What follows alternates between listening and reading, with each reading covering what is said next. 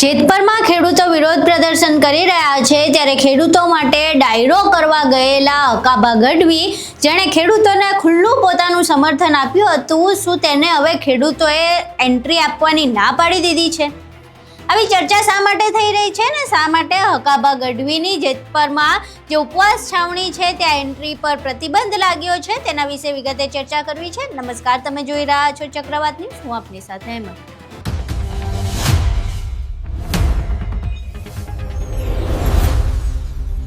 ગુજરાતના લોક કલાકારમાંથી એક એવા હકાભા ગઢવી ખેડૂતોને પોતાનું સમર્થન આપ્યું હતું। જેતપરમાં જ્યાં ખેડૂતો છેલ્લા 12-13 દિવસથી આમરણાંત ઉપવાસ પર બેઠા છે ત્યાં ઉપવાસ છાવણીએ રોજ રાત્રે એક કાર્યક્રમ થતો હતો ને એક કાર્યક્રમમાં એક દિવસ ડાયરો રાખવામાં આવ્યો હતો। આ ડાયરામાં હકાભા ગઢવી દ્વારા મફતમાં આખો એક પ્રોગ્રામ કરવામાં આવ્યો હતો અને તેમણે ખેડૂતોને પોતાનું સમર્થન આપ્યું હતું।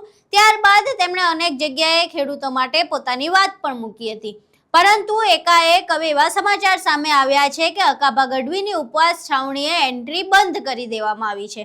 હકાભા ગઢવીનો એવો આરોપ છે કે ત્યાં જે આગેવાનો છે, આગેવાનો દ્વારા મારી એન્ટ્રી પર પ્રતિબંધ મૂકવામાં આવ્યો છે। અહીં પહેલા હકાભા ગઢવીને સાંભળીએ કે તેઓ શું આરોપ લગાવી રહ્યા છે।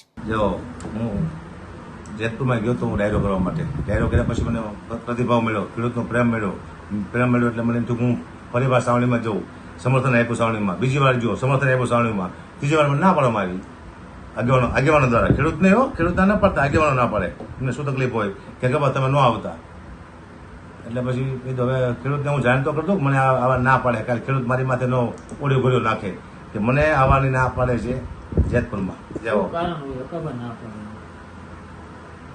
ના પાડવાનું કારણ ખબર નથી પડતી શું કારણ છે, ના પાડે છે કંઈક તો કારણ છે જ નહીં, કારણ કે મિટિંગ કરે છે એટલે કે તમને ના પાડી છે। મિટિંગ તો જાહેરમાં થવી જોઈએ, બધા ખેડૂત સાંભળીને થવી જોઈએ, લાઈવ થવી જોઈએ મિટિંગ ને વિડીયો ચાલવો હોવો જોઈએ લાઈવ। સાનિમાની મિટિંગ શું લે કરવાની, એવી કેવી મિટિંગ કરો તમે? ખેડૂતને ખબર ન હોય એવી?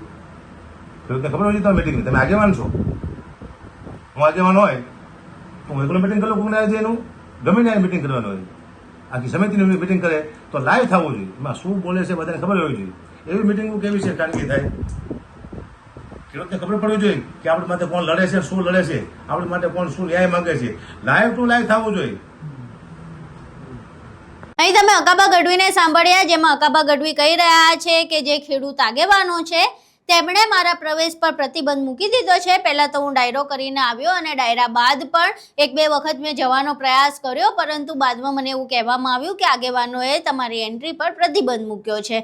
હવે હકાભા ગઢવીની એન્ટ્રી પર પ્રતિબંધ કેમ મૂકવામાં આવ્યો તેના વિશે અટકળો થઈ રહી છે।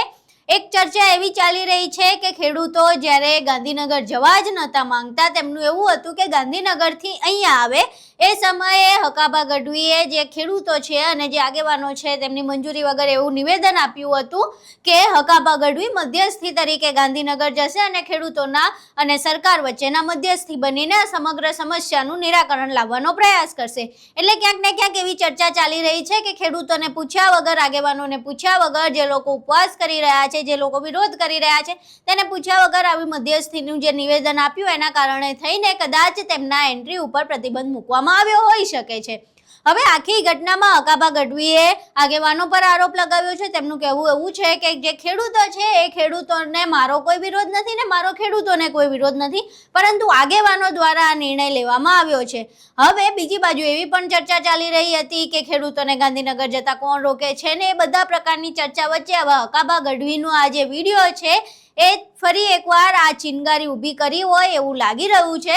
હવે હકાભા ગઢવીના આ વિડીયો બાદ અનેક ચર્ચાઓ ચાલી રહી છે કે એમના જે એન્ટ્રી છે તેના ઉપર પ્રતિબંધ શા માટે લાગ્યો હશે, શા માટે તેમને હવે ઉપવાસ છાવણી પર જવા દેવામાં નથી આવતા, વગેરે વગેરે ચર્ચાઓ ચાલી રહી છે। જો કે ઉપવાસ છાવણી જે છે ત્યાં સ્પષ્ટપણે લખેલું છે કે કોઈ પણ જે રાજકીય લોકો છે તેમની અહીંયા પ્રવેશ પર પ્રતિબંધ છે। જો કે હકાભા ગઢવી એક લોક કલાકાર તરીકે ગયા હતા ને, ત્યાં તેમણે ડાયરો કર્યો ત્યારે પણ ખેડૂતોની વાત કરી હતી. હવે અકાબા ગઢવીનું એવું કહેવું છે કે આગેવાનોએ તેમના ઉપર પ્રતિબંધ મૂક્યો છે.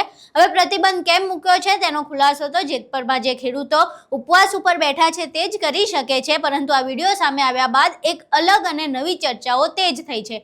અકાબા ગઢવીનો જે વિડીયો સામે આવ્યો છે ને તેમનું ઉપવાસ છાવણી પર જે પ્રતિબંધ લાગ્યો છે તેના વિશે તમારું શું માનવું છે?